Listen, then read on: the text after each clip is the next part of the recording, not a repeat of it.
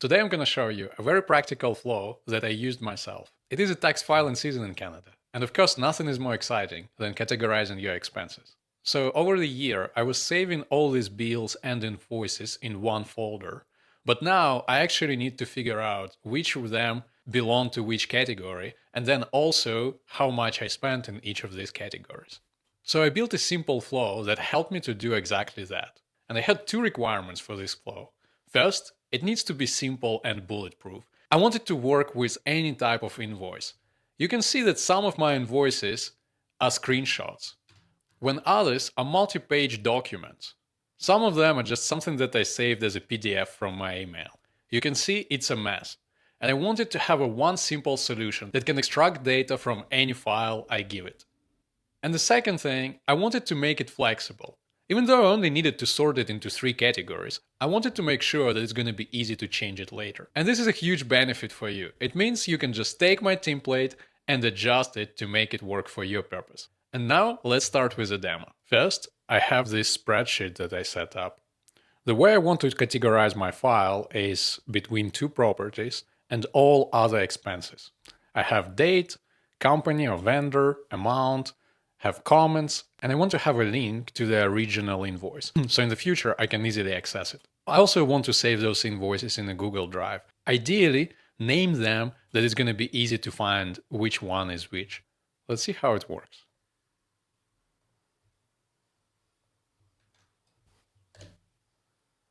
I selected 20 files, everything that I had in that folder, and now I'm just going to submit them. I also have a Slack bot that informs me about what's going on with my flow, with my processing. Here you can see it started running, and it goes step by step through each of the nodes. Since it's 20 files, it's going to take a while, so I'm just going to speed up this process. While we are waiting, I think you should click that like button and also subscribe. I just received a message from my Mr. Cash expense tracker assistant. 20 expenses was processed successfully. Let's take a look. Okay, so now I have 5 expenses in my property 1. Surprisingly, also 5 expenses in my property 2. And then 10 expenses in my other tab. Let's check out our Google Drive. All expenses are nicely saved and categorized, like in a library. If you want a tool that deals with your bills, invoices, and expenses this way, go in the description, download my template, and at the end of the video I will show you how to connect it to your accounts. As you remember, we uploaded all our files through the form. And that's because I used an on-form submission trigger. You can see it here. It's a NA10 native form trigger. You can create your own form. I have a form that allows you to upload files. I allow to upload multiple files at the time. As the output of this form, we're receiving one package with 20 files. Of course, instead of form, you can use other triggers. For example, you can have Slack on file share trigger. You can have Telegram on message or on channel post trigger. You can even have a Google Drive trigger on any change to a folder or a specific file. So in this way, if a new file shows up in your dedicated expenses folder, you will automatically start this flow and extract all information from it. The reason why I chose to go with form, because this way I can receive all these 20 files as a package and then process them. This way, 20 files cost me only one execution of my flow, and this is very cost effective. But that creates another problem. You can see that we have all our files saved as one item in the output. But the way we want to process them, we want to have one file per output. So we need to split them. And to do this, I use a code node.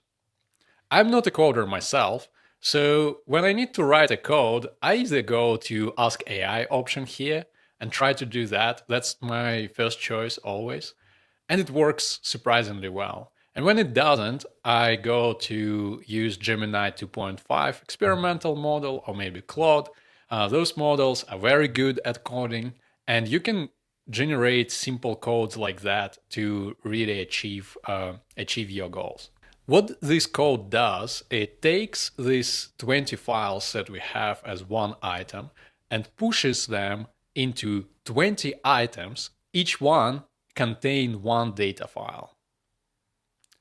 I used previously code like this in my other video, but this one is actually an improved version of it. That one didn't save any metadata.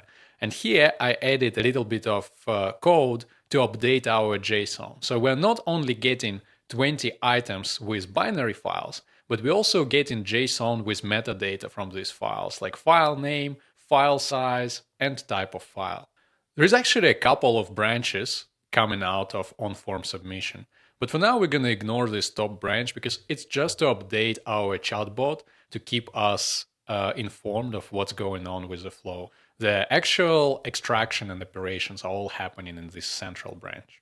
After we broke down our initial item into 20, we're going to pass it through loop over items node. The reason why we use loop over items node is because we want to take each individual item and pass it through a bunch of nodes to extract information. So what happens if we don't have this node? We're going to take all these 20 items from our split node and pass it to the next node. So we're going to upload it to Google Drive. And then we're going to take those 20 items again and pass all of them to initiate upload node, and so on. But if we use loop over item, the flow is going to be performed a little bit differently. We're going to take one item from a split node and pass it to Google Drive. So we upload it to Google Drive, and then we pass this item to initiate upload node. And then we pass it to the next node. We're going to do this until we are completely done with this flow and get to the merge node, the one that is connected back to our loop over item. After that, we're going to take a second item from the split and pass it through all the same nodes again. This way, we can save our progress. Instead of getting all 20 files uploaded on Google Drive or our spreadsheet automatically, our data was actually showing up in this spreadsheet line by line. And this is a good way to do this because if something happens, we already have some data saved. If you want to learn more about loop over items node, I have a video that explains how it works. Check it out. Next bunch of nodes are all helping us with the same goal. We want to extract information from those bills and receipts that we uploaded. First step is to upload it to Google Drive. So you can see we have our file coming in this Google Drive. I have a node connected to my Google Drive account. I'm not providing file name because then it's just going to use the original file name.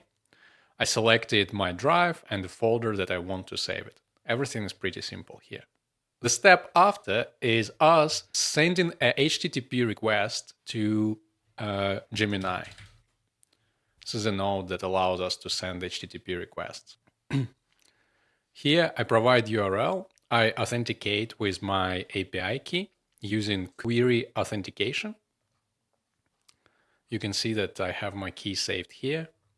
I pass a few headers, and most importantly, I provide the file size from the previous node and type of the file, and then a JSON body that basically provides a file name. In order to use Gemini model, you will need to create Google API keys, and at the end of the video, I will show you how to do that. Also, if you want to learn more about how exactly to write those API requests, I have another video that explains it in the great detail, and I will have it linked in the description. Because before we can start extracting, we need to pass this file to their server. And we're going to do this into two steps. This first step, we just registered our file with their server and got this URL back. And then we're going to use this URL to actually pass the file itself to it. But now we don't really have that binary file anymore. Like you can see that binary files are here in the output. And binary files are not really going well through different nodes. So we're going to have to request this file again. And since we uploaded it to Google Drive, the easiest thing is to request it from that. So we're going to use another Drive node, but now it's a download file. Again, we use our Google Drive account, and I identify file by ID, and you can find your file ID here in your Google Drive node. So just drag and drop. And as you can see, the output is a binary file that we want to pass. So the next node is another HTTP request to Gemini server. But this time we are requesting another URL. And this is the URL that we receive from our initiate upload file. Here you go. And it doesn't require authentication, and we send a few headers as well. We pass content length from here, Google upload offset 0, Google upload command, upload and finalize, and send body as a binary file. So by default, I think it's a JSON, and we need to change it to a binary.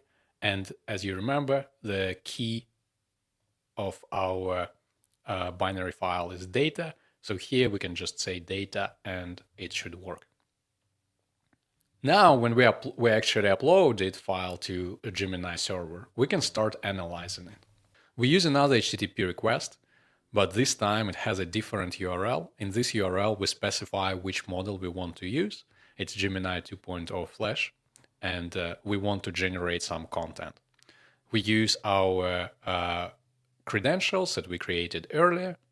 Again, it's the ones that we have with our key and API, with our API key. And we only send this body, and this body is a pretty long JSON. First, we describe the file data. We provide its type from the previous node and file URI, also from the previous node. Then we pass a prompt. In my case, the prompt that I have is extract the following information. Is it a bill, invoice, or a purchase receipt? Who is the vendor and seller? When was the bill or receipt issued? I'm specifying in what format I want to receive this information. What is the payment amount? If it's a bill, provide the address and account number if available. Provide a one-line summary of the document purpose. If you cannot extract key details like the amount or vendor, mark the document as not an expense. And then I also specify in what format I want to receive the response to that prompt. In this case, I defined these properties. So you can see there is a vendor, issue date, amount, description, account number, property address, and even is it expense. And all of these properties are text strings except the last one. Is it expense is actually a Boolean, so true or false. I also specify which of these properties are required. And for me, it's only vendors, issue date, and amount. You can see that the response I get from the model looks something like this. It's a text that has a JSON data in it. Amount, 9834, issue date, specific date, vendor, Electra Utilities, etc., etc. So the next step is to take that text and turn it into variables.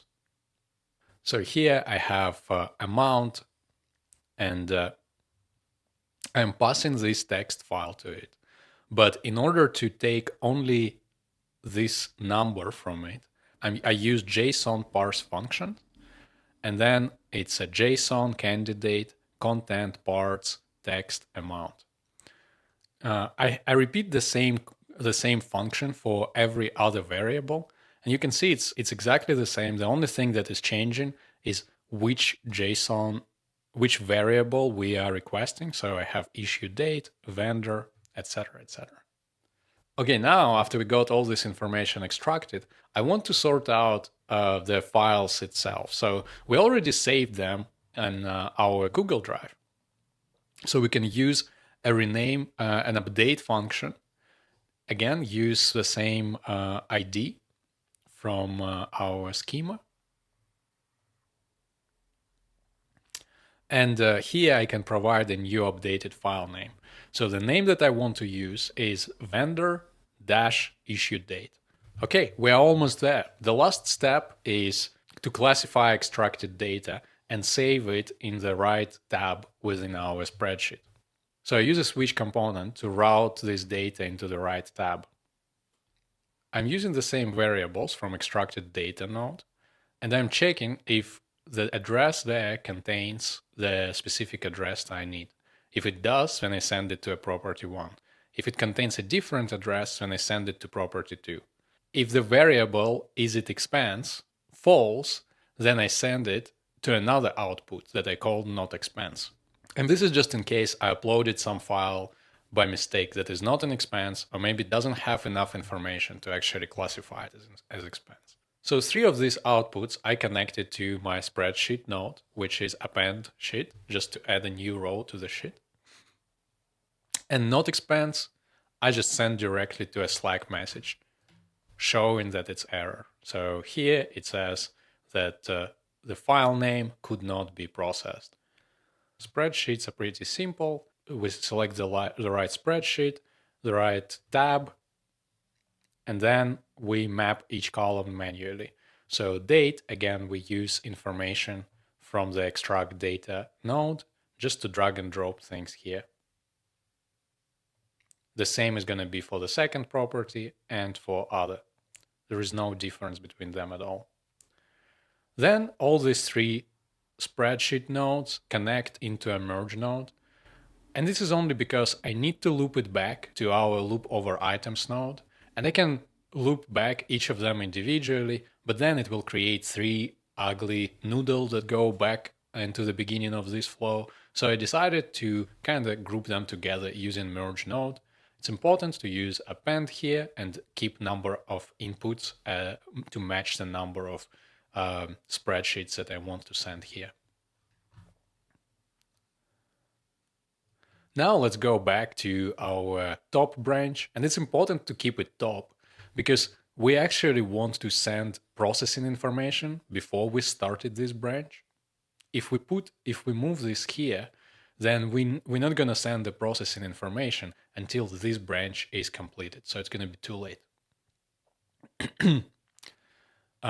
Here it's just a simple Slack message. The input actually doesn't matter. We just send a message to a user and we say processing. I connected it to my Slack account and I will show you how to do that in the end of the video. Another branch we have comes from a done branch on loop over items. The way done branch works is after all loops are performed, so we went through this loop 20 times, we now send in one more iteration into the done branch, and it passes all those 20 items that were generated through the loop branch.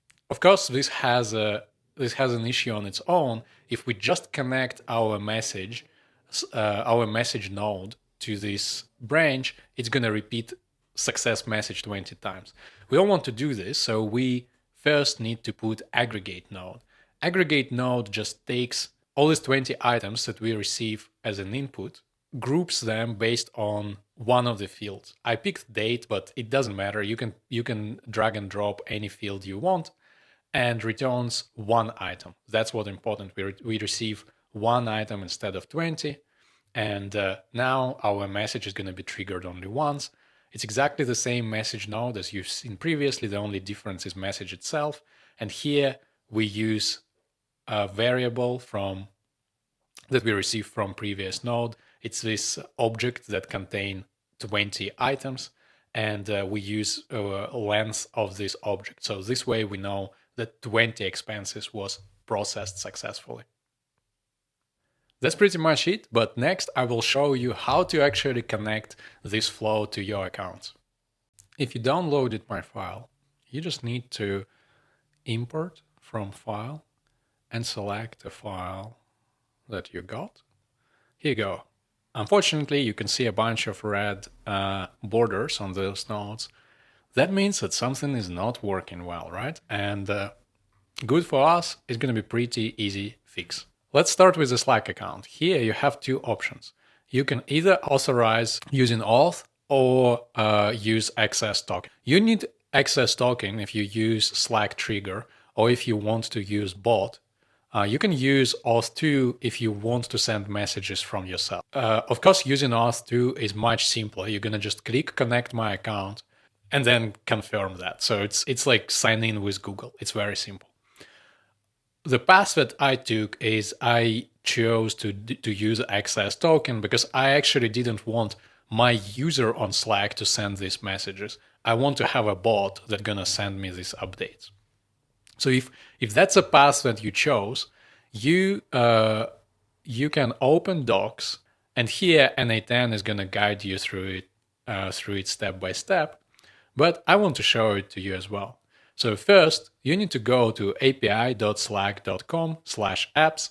Here you will need to create a new app. As you can see, I already have a few apps, but I will show you how to create a new one. Let's say create an app from scratch. And then you need to select a workspace that you have, and you need to give your app a name.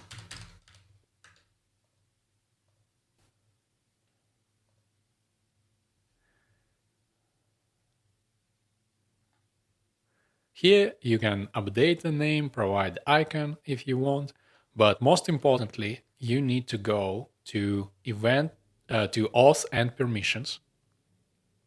And before you install your app to your workspace, you need to give your bot the right level of tokens.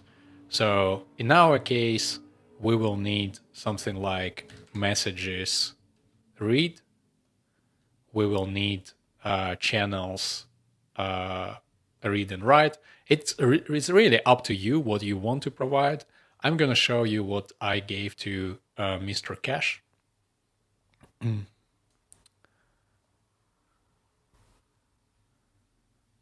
actually gave Mr. Cash a lot. So this is all different permissions that I gave to it. I don't think it needs all of them, but that's just what I gave it. Once you are done with that, you will need to copy this auth token, go back here, and provide it here. You will also need to install an app. I think once you copied that token, you can click the button and install an app.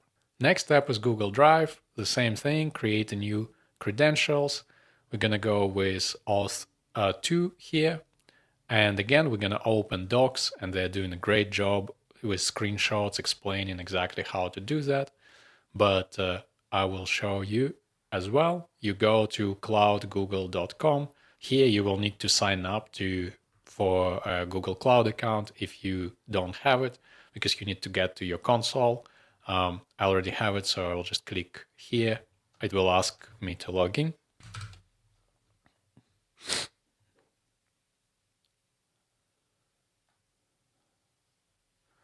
Then you click here to create a new project. I already have one, so I'm not going to do that. But after you created a project, you just search for APIs and services. You go to your library and you add APIs that you want. We want Drive, Google Drive API. There's going to be a button to enable it here, so you will need to enable it. Once you're back to API and services, you click auth consent screen, and you get started with it. You will need to provide your app information. Just call it NA10 or whatever you want. Provide your email, audience, internal, next, contact information. Again, agree, and you're good to go.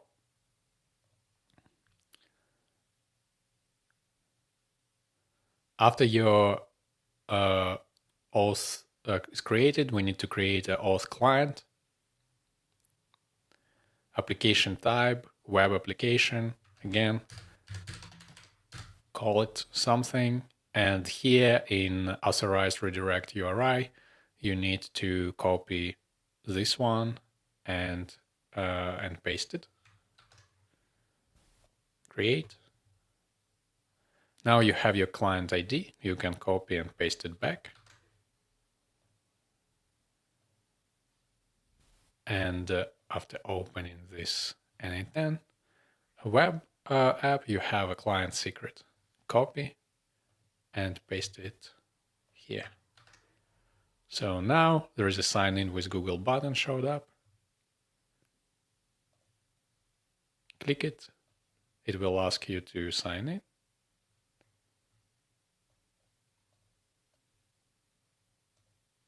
And your account's connected. Now it should work. So it's possible that you need to create credentials for Google Sheets, but this is simple. You just click sign in with Google and authorize through this. The last one left, which is a Google Gemini API. For that one, you need to go to aistudio.google.com. Here you will find the Get API Key button. Click on it and you can click Create API Key.